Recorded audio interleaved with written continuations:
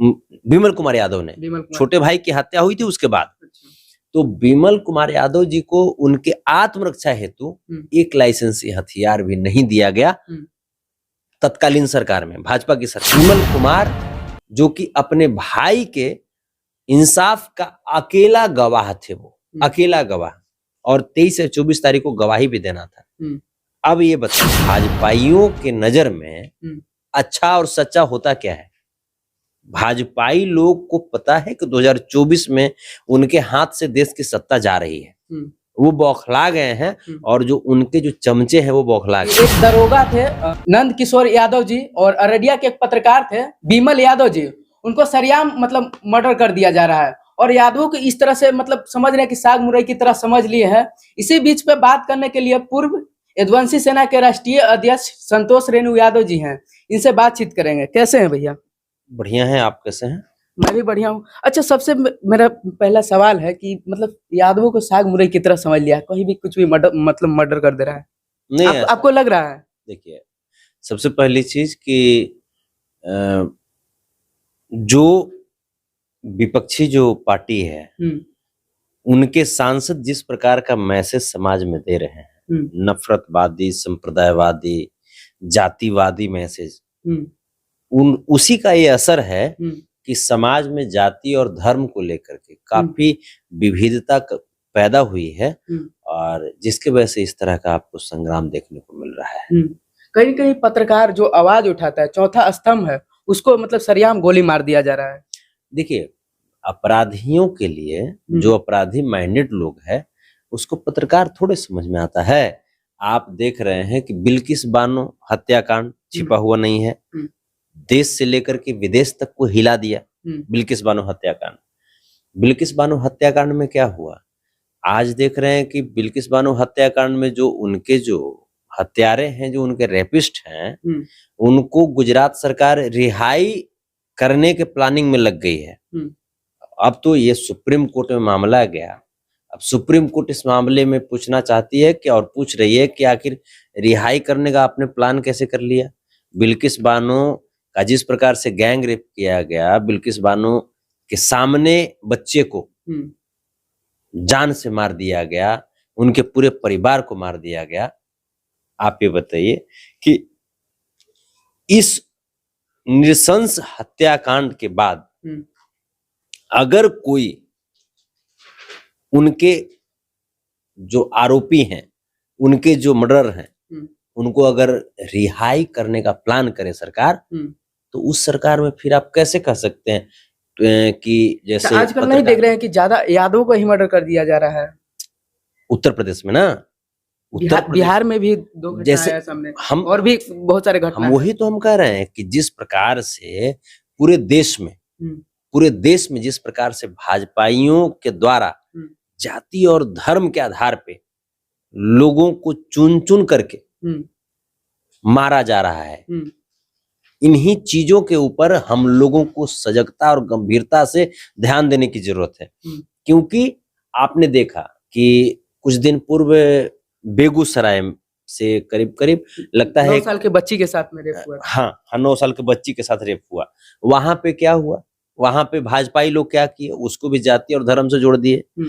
उसके पूर्व में करीब आज के 3-4 महीना पहले की घटना है, जब बेगूसराय से कोई लड़का करीब 10 किलोमीटर तक फायरिंग करते हुए चला था।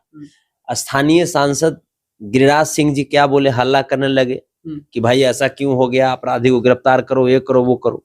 जब अपराधी को गिरफ्तार किया गया तो वो उन्हीं के लोग निकले ना, तब कहने लगे कि नहीं ये गलत व्यक्ति को गिरफ्तार कर लिया। तो आखिर भाजपाइयों के नजर में अच्छा और सच्चा होता क्या है? भाजपाई लोग को पता है कि 2024 में उनके हाथ से देश की सत्ता जा रही है, वो बौखला गए हैं, और जो उनके जो चमचे हैं वो बौखला गए हैं।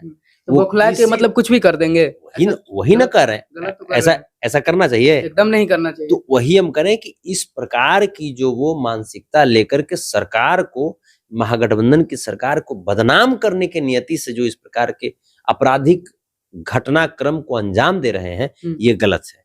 कहीं ना कहीं बिहार सरकार गंभीरता से लेते हुए इस घटना को एसआईटी का गठन किया और इसमें 4 अपराधियों की गिरफ्तारी भी हुई है और उसके बाद बाकी लोगों की तलाशी अभियान भी जारी है। हाँ, एक चीज है कि आपको शायद इस बात जानकारी है या नहीं है, लेकिन बिमल कुमार यादव जी की हत्या के पूर्व 2019 में उनके छोटे भाई की हत्या की गई थी। उनके छोटे भाई की हत्या जिस वक्त हुई थी उस वक्त बिहार में भाजपा की सरकार थी और उस समय बिमल कुमार यादव सरकार से अपने आत्मरक्षा हेतु लाइसेंसी हथियार का आवेदन दिया था, लेकिन छोटे भाई ने, बिमल कुमार यादव ने, छोटे भाई की हत्या हुई थी उसके बाद। तो बिमल कुमार यादव जी को उनके आत्मरक्षा हेतु एक लाइसेंसी हथियार भी नहीं दिया गया तत्कालीन सरकार में, भाजपा की सरकार में। उसके बाद वो जो मामला है वो लंबित रहा। हालांकि इस मामले में हम थोड़ा सा सरकार को, वर्तमान सरकार को भी इस मामले में थोड़ा सा कहेंगे कि अभी जो वर्तमान में जो मामला लंबित था आत्मरक्षा हेतु जो लाइसेंसी हथियार का, वो इनको दे देना चाहिए था।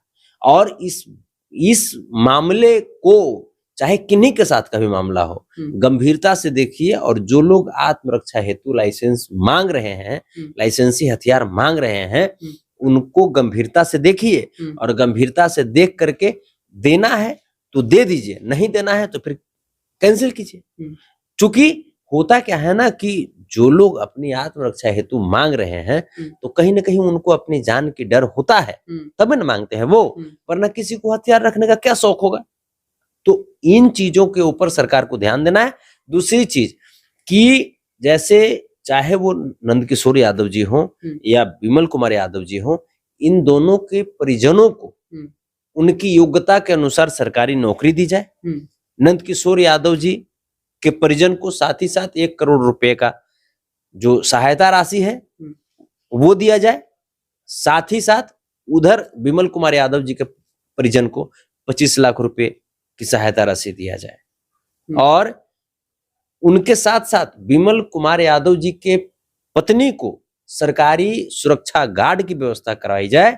साथ ही साथ उनके आत्मरक्षा के लिए लाइसेंसी हथियार भी त्वरित प्रदान की जाए ताकि वो बिमल कुमार जो कि अपने भाई के इंसाफ का अकेला गवाह थे, वो अकेला गवाह, और 23 से 24 तारीख को गवाही भी देना था।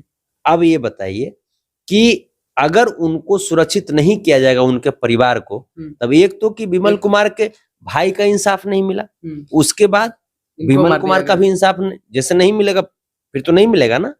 तो भाजपा की सरकार ने जो गलती किया है वो गलती नहीं दोहराना है।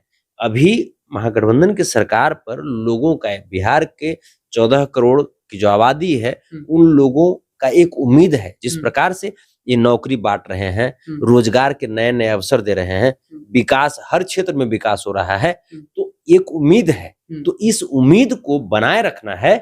ऐसा ना कि भाजपा की तरह ही काम करके लोगों की उम्मीद को तोड़ दीजिए, ऐसा नहीं करना है। अच्छा, ये बताइए कि आप जा रहे हैं अररिया उनके आवाज को बुलंद करने के लिए? हमने तो यहाँ से, चूंकि देखिए जाहिर सी बात है कि क्योंकि पूर्व यदुवंशी सेना के राष्ट्रीय अध्यक्ष हैं, उनके साथ जाकर थोड़ा सा बात हुई है। हमारी बात अररिया के कप्तान साहब से बात हुई है और इस मामले को हम, जैसे ऐसा नहीं है, इस मामले को फर्स्ट डे से ही हम देख रहे हैं। यहीं से बैठ करके जो बातें की जा सकती है वो हम कर रहे हैं। जरूरत पड़ेगा हम पहुंचेंगे भी, लेकिन अभी चूंकि सरकार एक्टिव मोड में काम कर रही है, जैसे ही सरकार को पता चला तुरंत एसआईटी का गठन हुआ, 4 लोगों की गिरफ्तारी हुई। तो सरकार जब एक्टिव मोड में है, आदमी आंदोलन के लिए कब उतरता है? जब सरकार सो जाए। जिस प्रकार से भाजपा की सरकार सोई हुई है केंद्र में, मणिपुर में जवान की पत्नी को नंगा परेड करा दिया गया। वो जवान जो देश की सरहद पे अपनी जान को लेकर के खड़ा रहते हैं देश के लिए, उनकी धर्मपत्नी को, देश की आधी आबादी को नंगा परेड कराया गया मणिपुर में भाजपा की सरकार में। आप देखें कि भाजपा की प्रशासन ने दिल्ली में साक्षी मलिक, विनेश फोगाट जैसे देश की प्रतिभाशाली खिलाड़ियों को जूतों तले रौंदा, उनकी असमत को रोड पे घसीट दिया। तो ये जो इस प्रकार की जब सरकार जब सो जाए तब आंदोलन की जरूरत होती है, लेकिन अभी वर्तमान सरकार एक्टिव है। तुरंत जैसे ही मालूम चला इनको, तुरंत एसआईटी का गठन करके 4 लोगों की गिरफ्तारी की और बाकी लोगों की तलाशी अभियान जारी है। तो सरकार जब एक्टिव मोड में है तो फिर सरकार को परेशान करने की जरूरत नहीं है। चलिए, तो जाते जाते मेरे दर्शकों के लिए क्या कुछ कहिएगा? आप सब जागे रहिए, और आप जब जागे हुए रहेंगे, नफरतवादी गैंग को जो सिर्फ सत्ता का सुख भोगना चाहे उसको 2024 में सत्ता से बेदखल करना है, ये ठान लीजिए। और जो लोग आपके लिए सोचें, जो नौजवान, किसान, मजदूर, देश की आधी आबादी बेटी, उनके लिए जो बात करे, जो नौकरी दे, जो आपके रोजी रोजगार का अवसर पैदा करे, जो हमारे देश की बेटियों को भरोसा दिलाए कि आपके साथ हम खड़े हैं, वैसे सरकार को आप सत्ता सौंपिए। और बाकी जो जाति और धर्म के आधार पे राजनीति करती है जो भी पार्टी, उस पार्टी को केंद्र की सत्ता से बेदखल कीजिए। तो अभी हमारे साथ पूर्व यदुवंशी सेना के राष्ट्रीय अध्यक्ष संतोष रेणु यादव जी थे और इनसे बातचीत की है। आपका क्या राय है कमेंट बॉक्स में जरूर बताइएगा। नमस्कार, जय हिंद।